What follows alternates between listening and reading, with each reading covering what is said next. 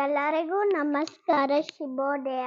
ನನ್ನ ಹೆಸರು ಆರಾಧ್ಯ ನಾಗರಬೆಟ್ಟ ಮತ್ತು ನಾನು 1ನೇ ತರಗತಿ ಬಿ ವಿಭಾಗದ ವಿದ್ಯಾರ್ಥಿನಿ.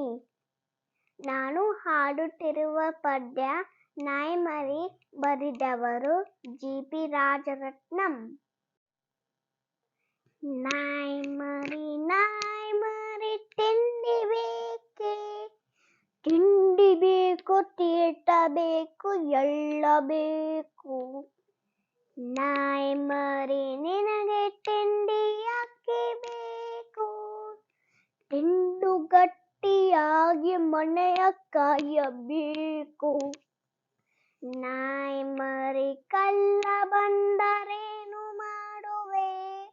ಬೌ ಬೌ ಬೌ ಎಂಟು ಕೂಗಿ ಹೇಳುವೆ.